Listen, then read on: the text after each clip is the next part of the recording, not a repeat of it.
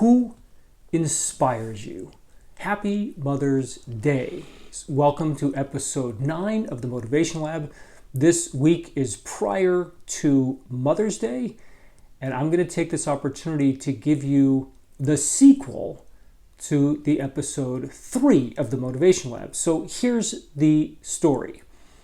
In episode 3, I told you about an exercise that we engineered with our regional team several years ago, where we asked people to think of a story about somebody who inspired them, bring a picture of that person, and then be prepared to share that story with the team large. Now, there was about 50 people in the room. It took us a couple hours to get through this. We first did this, I think, in breakout sessions. But it was a phenomenal experience. Now, in episode 3, I mentioned that I primed the pump by showing a brief presentation of a collection of people who have inspired me over my lifetime. Some of them are celebrities and historical figures, but I ended with a picture of my wife, Esther. And I told a story about her qualities, her character, and her actions that really have inspired me over the course of our relationship together.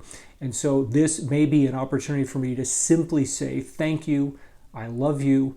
But it's also an opportunity to share with you what you can simply self-reflect on, that you probably already are simply self-reflecting on, which is, as part of motivation, who is it that inspires you? What are the values that they display for you?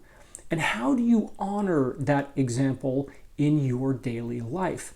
Because the story about mothers, although it can be made very complex, is very simple on one level, which is they love us unconditionally, no matter what we do. So when I watch my wife and how she has spent time with our children, dedicated herself, spent long hours with them, tutoring, mentoring, driving around, dealing with their aches and pains, their traumas and their dramas, I am blown away by her discipline, her caring, her love, and her unwavering focus on raising children to be healthy and happy.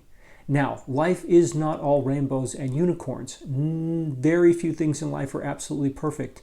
So I don't say this to paint some picture of perfection, because it isn't. Believe me.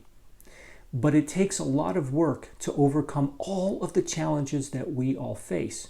And for all of those reasons, I want to say to my wife, as a mother, as a human being, you are spectacular and beautiful. You inspire me every single day. Thank you. I love you. Now, I also need to say to my own mother, you accepted a gigantic challenge when you walked into a family at the age of 23 that already had 3 kids.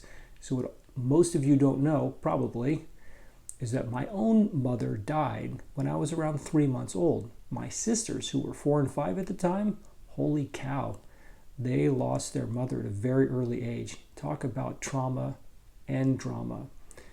And so our own mother stepped in about 3 years later after I was born, and married my dad. And when I look back on that time, I'm blown away by maybe the naive courage that she displayed. But I love you, Mom. Happy Mother's Day. Again, to my wife, Esther, you're a spectacular human being. I love you. Thank you.